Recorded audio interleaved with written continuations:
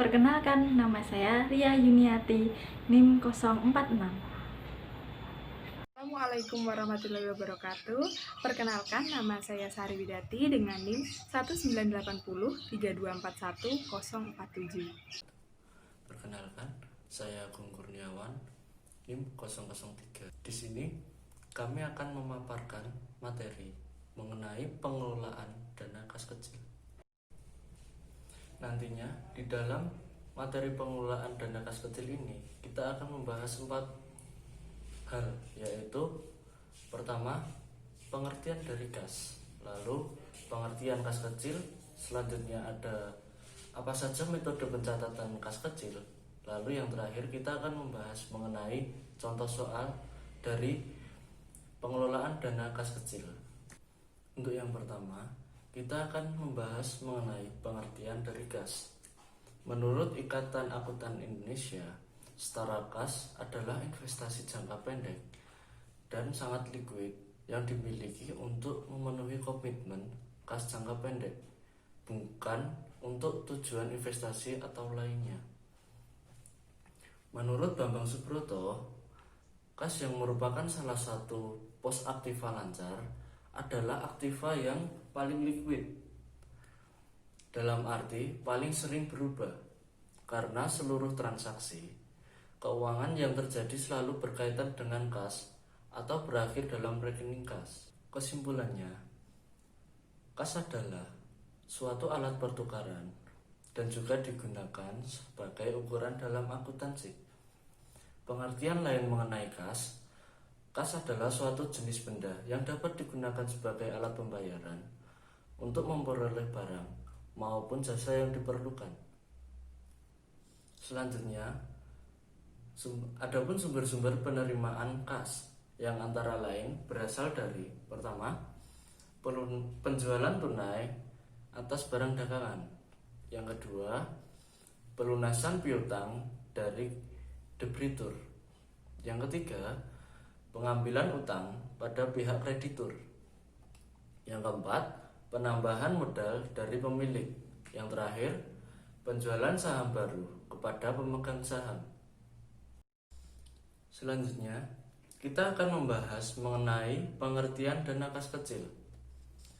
Menurut Zaki Baridwan, dana kas kecil adalah uang kas yang disediakan untuk membayar pengeluaran-pengeluaran yang jumlahnya relatif kecil dan tidak ekonomis bila dibayar dengan cek. Menurut Intermediate, pengertian kas kecil adalah dana yang meliputi pembayaran yang tidak menggunakan cek, melainkan menggunakan uang tunai. Kesimpulan dari dana kas kecil adalah uang kas yang digunakan untuk membayar pengeluaran-pengeluaran yang jumlahnya relatif kecil dan tidak ekonomis bila dibayar dengan cek. Besarnya dana kas kecil untuk masing-masing perusahaan itu berbeda-beda karena besarnya dana kas kecil tergantung dengan kebutuhan rutin masing-masing perusahaan. Untuk materi selanjutnya akan disampaikan oleh rekan saya. Dalam pencatatan kas kecil terdapat 2 metode, yakni metode dana tetap atau impres dan juga metode dana tidak tetap atau fluktuasi. Nah, dalam metode dana tetap, jumlah saldo dalam akun kas kecil selalu tetap atau sama. Nah, ketika terjadi pengeluaran menggunakan kas kecil, kasir kas kecil harus membuat bukti pengeluarannya. Bukti pengeluaran nantinya akan sama dengan besarnya jumlah pengisian kembali kas kecil, sehingga saldo dari akun kas kecil selalu sama dengan sebelumnya. Nah, untuk mengetahui sisa dari kas kecil dapat diketahui dengan kasir membuat catatan kas kecil. Nah, namun perlu dipahami bahwa dalam metode dana tetap, kasir tidak perlu mencatat ke dalam jurnal atas pengeluaran yang menggunakan kas kecil, tetapi perlu membuat bukti pengeluarannya. Nah, catatan kas kecil tersebut hanya bersifat internal untuk kasir kas kecil atau pengurus kas kecil, tidak menjadi dasar dalam pencatatan buku besar. Nah, dalam metode dana tetap ada 4 mekanisme utamanya. Yang pertama, saldo dari akun kas kecil selalu tetap atau sama. Yang kedua, setiap pengeluaran yang menggunakan kas kecil tidak dicatat ke dalam jurnal, tetapi harus membuat bukti pengeluarannya. Yang ketiga, saldo kas kecil dapat berubah apabila terjadi penambahan kas kecil atau terjadi pengurangan kas kecil. Nah, yang keempat atau yang terakhir, apabila dalam akhir periode terdapat kas kecil yang belum diisi kembali, maka perlu dilakukan jurnal penyesuaian. Kemudian, pada periode berikutnya, jurnal penyesuaian tersebut akan dikembalikan menggunakan jurnal pembalik untuk mengisi kembali kas kecil yang pada periode sebelumnya belum terisikan. Metode yang kedua yakni metode dana tidak tetap atau fluktuasi. Dalam metode dana tidak tetap, jumlah saldo kas kecil akan berubah setelah dilakukan pengisian kembali atau berfluktuasi. Nah, dalam hal ini dapat diartikan bahwa saldo pada awal pembentukan kas kecil dapat berbeda dengan saldo setelah pengisian kembali. Untuk pengeluaran atau pembayaran yang menggunakan dana kas kecil dengan metode dana tidak tetap, pencatatannya langsung dicatat dengan jurnal secara formal atau dengan jurnal tadi dan dapat menjadi dasar untuk pencatatan ke dalam buku besar.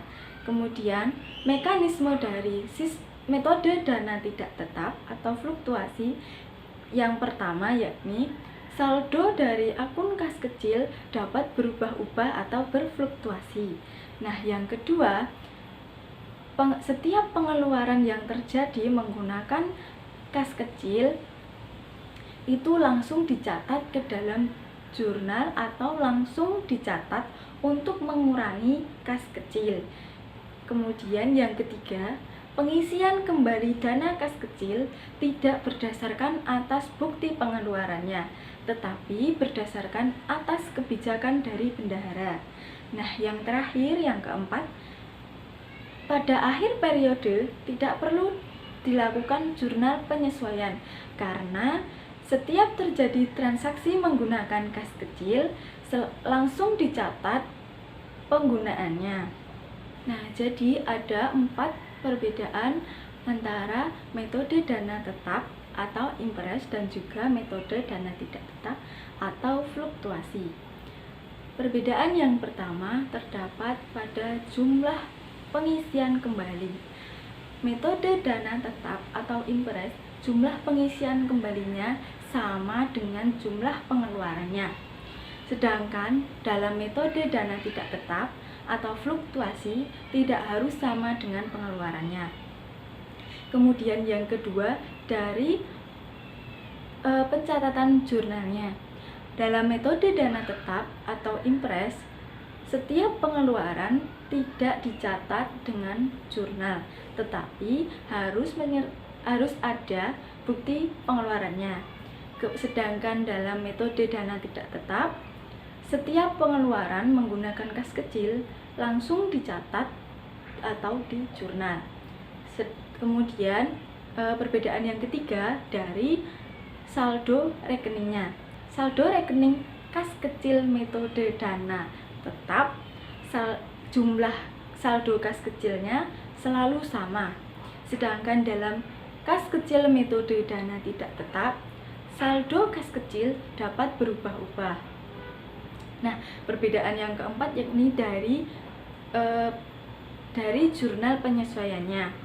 Pada metode dana tetap, pada akhir periode Jika belum terjadi pengisian kembali atas pengeluaran sebelumnya, maka perlu dilakukan jurnal penyesuaian. Sedangkan pada metode dana tidak tetap, tidak perlu ada jurnal penyesuaian karena setiap pengeluaran menggunakan kas kecil sudah dicatat pada saat terjadinya hal tersebut. Nah, setelah sebelumnya mempelajari mengenai pengertian kas kecil, lalu sistem-sistem yang digunakan dalam pencatatan kas kecil, nah setelah ini kita akan mempelajari secara langsung contoh pencatatan dana kas kecil di dalam bentuk jurnal. Nah, sebelumnya saya bacakan dulu pertanyaannya. Contoh soal, PD Sari Agung Makmur menyelenggarakan kas kecil untuk pengeluaran-pengeluaran yang relatif kecil. Nah, transaksi yang berhubungan dengan kas kecil selama bulan Mei 2010 adalah sebagai berikut. Tanggal 1 Mei, kas kecil dibentuk dengan mengambil uang tunai dari bank sebesar 250.000. Lalu tanggal 2 Mei, dibeli barang habis pakai atau BHP toko sebesar 13.500. Tanggal 5 Mei, dibayar biaya keamanan dan kebersihan sebesar 15.000. Tanggal 7 Mei, dibayar rekening telepon, listrik, dan air sebesar 63.500. Lalu yang terakhir tanggal 10 Mei, dana kas kecil diisi kembali. Nah, di sini diminta untuk buatlah jurnal dengan menggunakan metode dana tetap dan metode dana tidak tetap. Sekarang mulai kita bahas satu persatu bagaimana pencatatan dari soal yang sebelumnya di dalam jurnal-jurnal kas kecil, metode dana tetap ataupun metode impres. Nah, yang pertama pada tanggal 1 Mei dengan transaksi kas kecil dibentuk dengan mengambil uang tunai dari bank sebesar 250.000. Nah, ini berarti perusahaan mengisi dana kas kecil atau dengan kata lain kas kecil itu saldonya bertambah. Nah, seperti yang kita pelajari sebelumnya ya, bahwa di mekanisme dana kas kecil metode impres itu ketika terdapat pengisian dana kas kecil, maka transaksi tersebut dicatat. Nah, di sini transaksi kita catat dengan mendebit akun kas kecil dan mengkredit akun kas dengan nominal sesuai dengan pengisiannya, yaitu 250.000. Nah, selanjutnya tanggal 2 Mei dengan transaksi dibeli barang habis pakai atau BHP toko sebesar 13.500. Nah, seperti mekanisme pencatatan dana kas kecil metode impres yang tadi sudah kita pelajari, bahwasanya apabila terjadi pengeluaran-pengeluaran dalam dana kas kecil itu tidak dicatat. Begitu pula yang terjadi pada tanggal 5 Mei dan 7 Mei. Nah, tanggal 7 Mei dibayar biaya keamanan dan kebersihan sebesar 15.500. Nah, karena ini termasuk pengeluaran-pengeluaran dalam kas kecil, maka tidak dijurnal. Termasuk juga tanggal 7 Mei di mana dibayar biaya telepon, listrik, dan air sebesar 63.500. Yang juga termasuk pengeluaran-pengeluaran dalam kas kecil. Nah, ini tidak kita jurnal atau tidak kita catat. Tanggal 10 kita melakukan pengisian kembali dana kas kecil. Nah, apabila teman-teman melihat pada mekanisme pencatatan dana kas kecil metode impres, itu ketika pengisian kembali dana kas kecil itu dicatat. Nah, bagaimana jurnalnya? Jurnalnya adalah mendebet akun-akun pengeluaran yang sebelumnya tidak kita jurnal, lalu mengkredit akun kas. Nah, seperti di tanggal 10 kita mendebet akun barang habis pakai toko, lalu mendebet juga biaya keamanan dan kebersihan, lalu yang ketiga mendebet biaya listrik, air, dan telepon. Nah, setelah membahas mengenai pencatatan dana kas kecil menggunakan metode dana tetap, selanjutnya kita akan membahas menggunakan metode dana tidak tetap atau metode fluktuasi. Nah, di sini di tanggal 1 dengan transaksi kas kecil dibentuk dengan mengambil uang tunai dari bank sebesar 250.000. Nah, ini pencatatannya sama dengan metode dana tetap, di mana mendebet akun kas kecil dan mengkredit akun kas senilai pengisian dana kas kecil, yaitu 250.000. Lalu selanjutnya tanggal 2, dibeli barang habis pakai atau BHP toko sebesar 13.500. Nah, di sini kita dapat melihat perbedaan antara metode dana tetap dan metode dana tidak tetap.